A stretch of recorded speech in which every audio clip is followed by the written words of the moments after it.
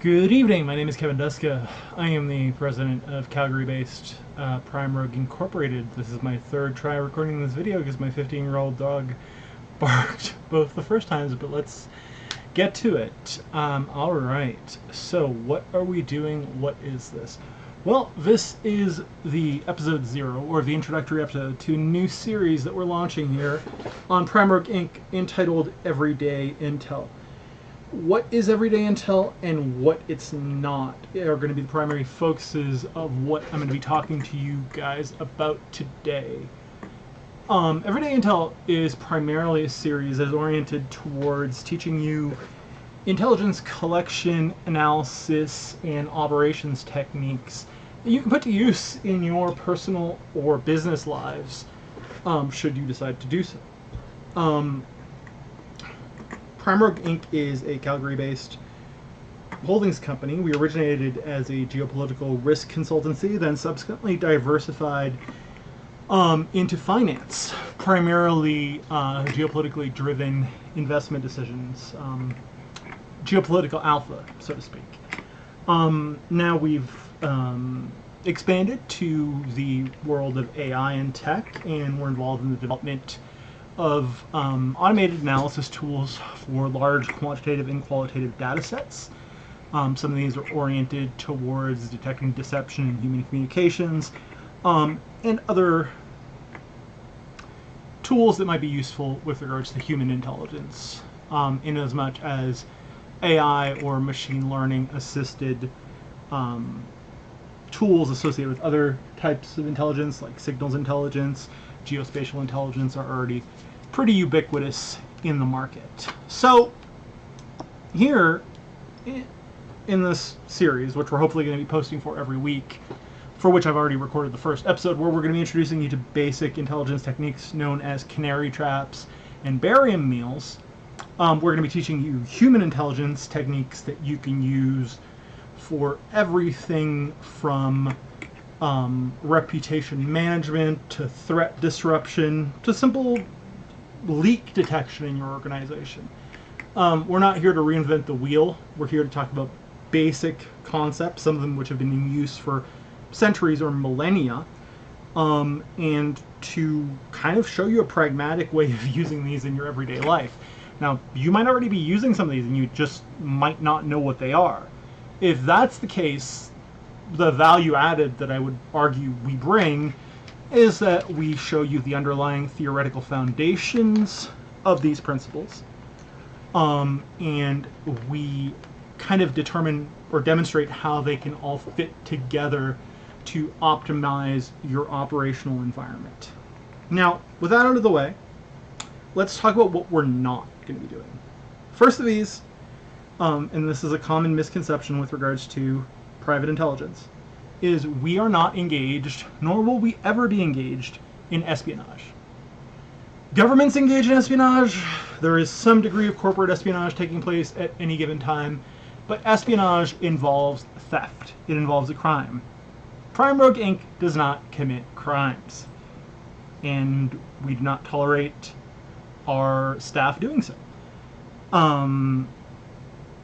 So, given that intelligence involves gathering information with an analytical goal and using a methodology to determine a finding or multiple findings from it, whilst espionage involves stealing secrets, we do not steal secrets. We may try to acquire proprietary information from a vulnerable target by legal means.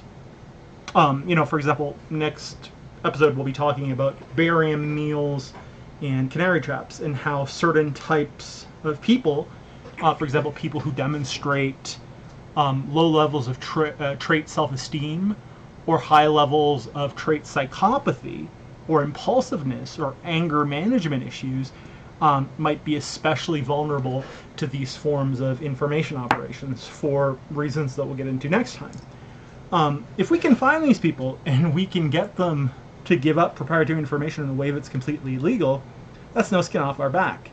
That's their problem. Absolutely not ours.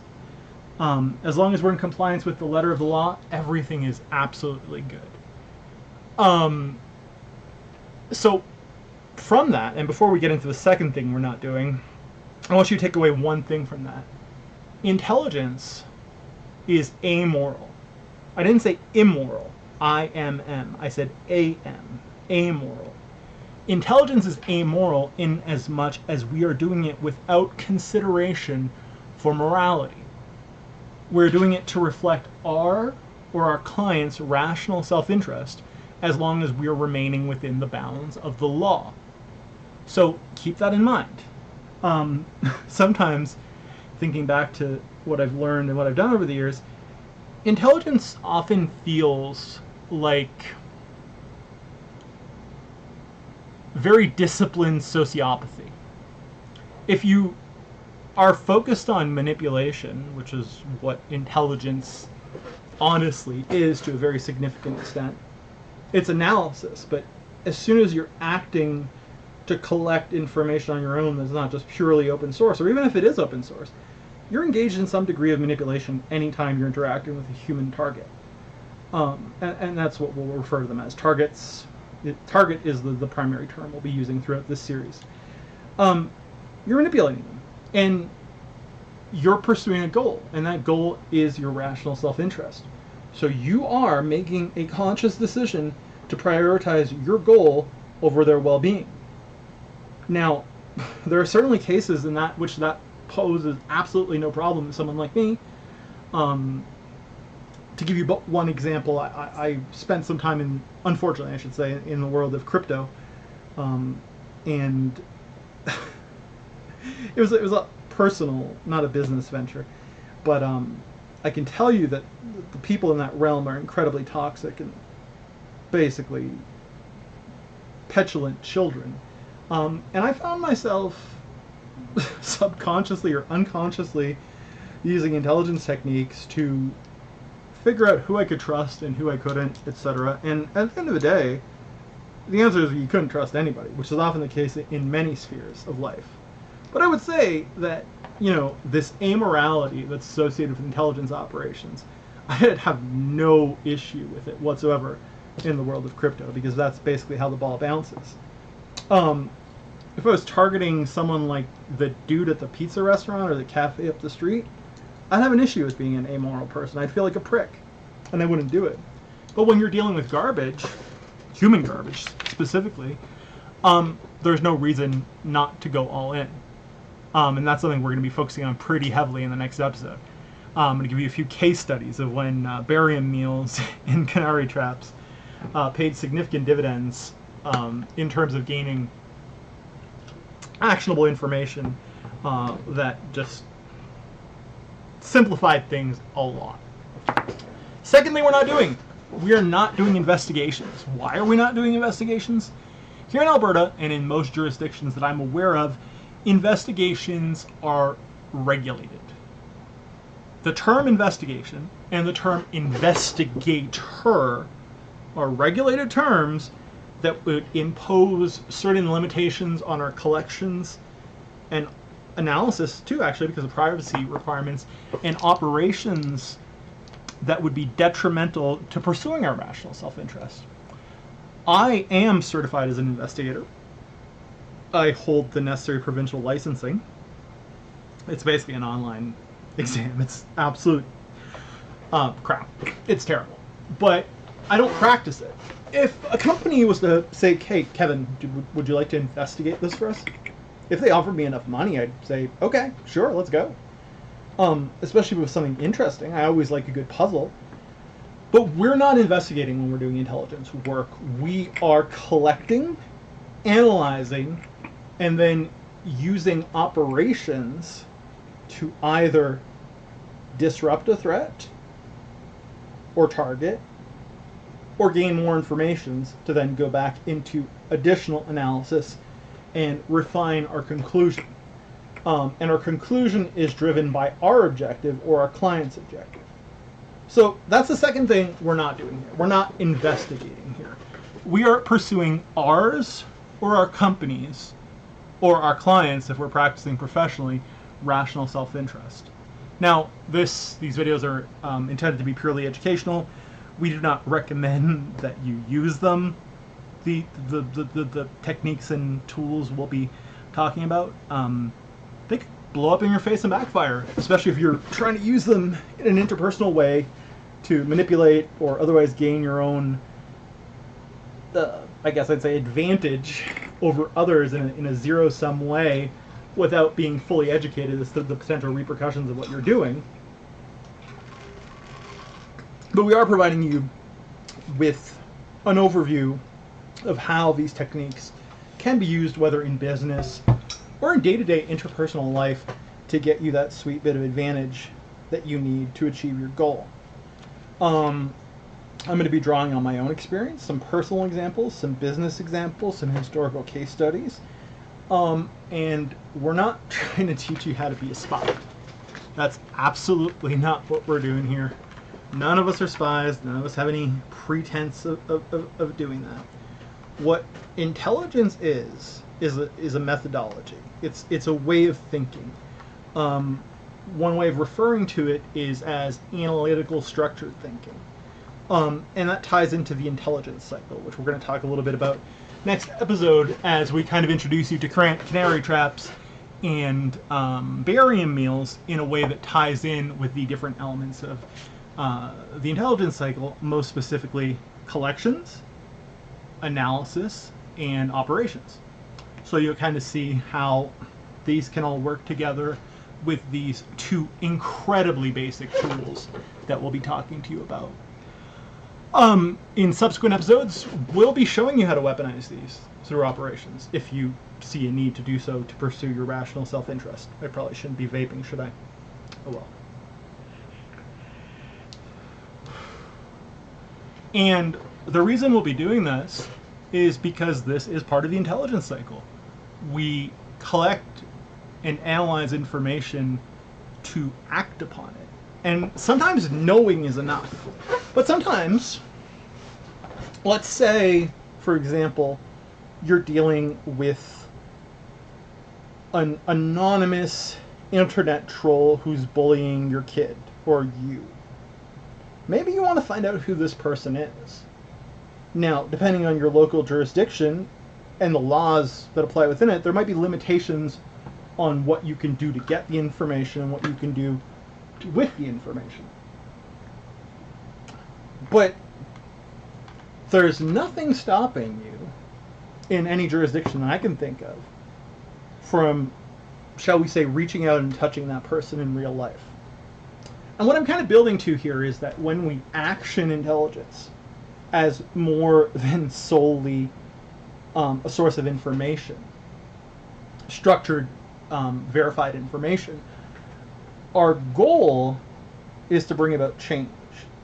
And since intelligence is either targeted towards an organization or another person, that change is typically premised on the use of manipulation. Given that that's the case, we are trying to make people feel unpleasant things, or organizations to experience unpleasant things, to accomplish what we desire. So when you apply intelligence ops to another person, what you are trying to do, and I'll get into this maybe in 2 to 3 episodes from now, is you're trying to impose a level of stress on the individual that will either lead them to cease the behavior that you're targeting, or that will lead them to quite simply disappear, one way or another. When it's the case with undoxed online bullies or just nuisances, identifying them, and there have been, we don't call it doxing, by the way, we call it target identification. Then we can talk about target management and target disruption. When we do these things, and we do these on a daily basis, I can't remember the last time I actually published information and doxed someone. That's not my goal. At least not in the public sense. I might share who that person is with someone, because it's something that I'm personally very good at. And if someone shares a similar interest as mine, well, all the better. But some jurisdictions have imposed limitations on what you can do with the information you gather about a person's identity. What that does not prevent you from doing in any jurisdiction, as long as you've stuck to the letter of the law in terms of collections, is to reach out and touch that person in real life. And there are two ways of doing that. I mean, well, there aren't two ways of doing it. There are multiple ways of doing that. But the two or three most common are: one, a referral to law enforcement; two, civil action, sue them; three, and this is what we most commonly see used, at least in terms of interpersonal operations using structured intelligence techniques, is we are attempting, to impose a level of stress on the individual that we're able to control from a distance, so oftentimes without them even knowing who is targeting them or they're being targeted at all. And when you create that condition where the person feels like they're losing control as a result of accumulated stress, and mind you, this stress can vary in terms of how you want to impose it based on the type of person you're dealing with. So psychology does come into play here. Let me give you two examples. If you're dealing with a low self-esteem person with okay self-control, but prone to anxiety, you're going to want to do a slow burn. You're going to want to gradually ramp up the stress, maintain a steady level of exogenous pressure on them to keep that stress going, and then increase the stress temporarily, make them even more uncomfortable, gauge their reaction, and act accordingly from there. But you're going to want to keep a constant. In contrast, say you're dealing with this crazy crackhead who has no semblance of impulse control and an anger management problem. You want to go hard. Whether or not you're doing it overtly or covertly, or even, we'll get into this in another episode as well, using a false flag methodology, you want to go hard. What you want to do is you want to make this person have such an unhinged reaction that they impose audience costs upon themselves. In other words, you want them to make a fool of themselves. So the manner by which you action intelligence to drive an operation is going to vary heavily on the basis of the traits of your target. And we're going to talk about some of these most important traits, some of these being sociopathy, psychopathy, intelligence, formal versus informal education, charisma, self-esteem, if I didn't already say that, and hundreds of others. But those are some of the main ones I'm thinking of right now. Oh, past drug use. That's a big one too. Or ongoing drug use, even better.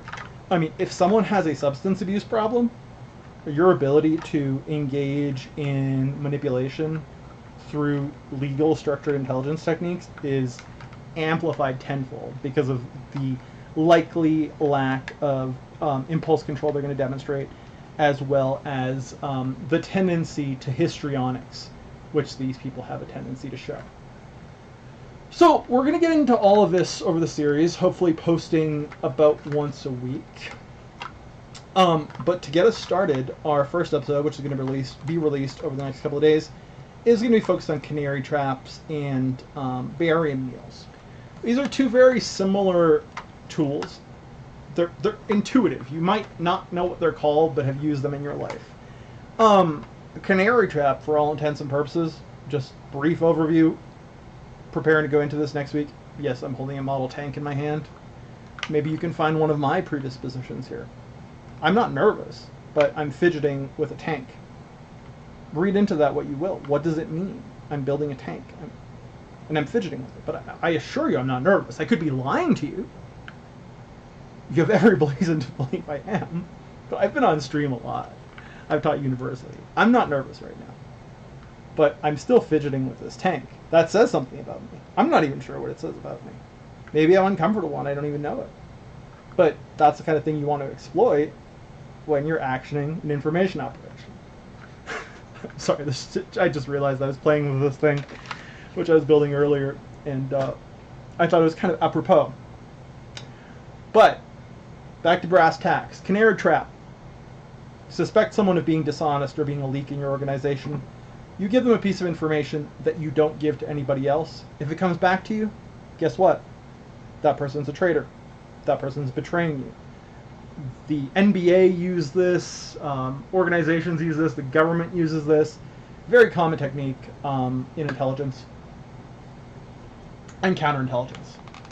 More complex variant of the same tool, the Barium Meal.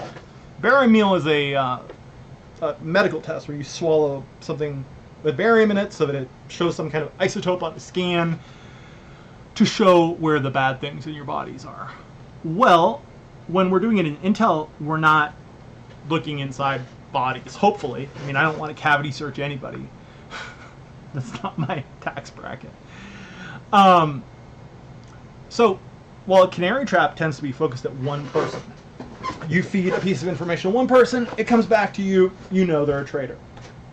If you're using a Barium Meal, you're taking a piece of information, you're giving it to multiple people. But to each person you give it to, you're modifying it slightly. And we'll get into that next time. But I don't know, let's say we're involved in some kind of fruit distribution operation, right? We're big fruit. That's our job is. And you fear there's a leak inside your organization. Well, you're going to mention blueberries to someone, bananas to someone else, strawberries to someone else, kiwis, melons, pineapples, whatever you want, right? And it's all going to be tied to the same general line of thought. But when that information comes back to you with the specific fruit you've appended to the message, you're going to be able to find out, A, if one person's leaking or if everybody's leaking, based on which variants of the story come back to you. And that's a result of the fact that you will have maintained significant communications discipline, which is something that is absolutely critical in information operations. But I think that's a good place to stop for now. So in the next couple of days, maybe tomorrow, maybe the next day, it's already recorded. I was just kind of wanted to get a prelude to it up in the form of this rant. And again, shout out to my dog Rogue back there, 14-and-a-half-year-old shelter mutt, who, this is the third recording, so I'm a little flummoxed. She had to urinate, but she was deceiving to me. She ran some kind of psyop on me, because the first 2 times I took her out to pee, she wouldn't make business. Third time was a charm. She was just barking over there, down here in the bunker. But I lost my train of thought, sorry. Yeah, so we'll be back in the next day or two with the first episode on barium meals and canary traps, how you can use them, how I've used them, and while I'm going to keep, target details anonymous, you'll be able to listen into some of the traits and maybe some descriptions of the individuals that I've targeted with these in the past, and that colleagues have targeted, that you'll understand or get an initial understanding of how these can be actioned effectively in relation to individuals showing different types of traits. Again, some of the variations I'll be showing you in this next episode pertain to self-esteem, feigned ignorance, psychopathy, sociopathy, charisma, and I'm going to have a special case study on applying a barium meal or using or weaponizing a barium meal in relation to a group. So we're going to be talking about tribalism and how tribalism and group hierarchies can come into play in determining how effective a barium meal is. So it's going to be pretty cool. I'm very excited about this series. So again, we're going to be recording them live here on Twitch, but the main place where these are going to be found is YouTube, and each of our episodes is accompanied by a long-form article. The article on barium meals and canary traps is, it says it's a 16-minute read. I think it's like 4,000 or 5,000 words. And it involves 3 case studies, of which I will present those during the next episode, and I will present additional ones. But in the meantime, it has been a pleasure chatting to you, and I am not going to do some kind of outro tagline. But yeah, I'm Kevin, president of Prime Rogue Inc., and looking forward to the rest of the series. Cheers.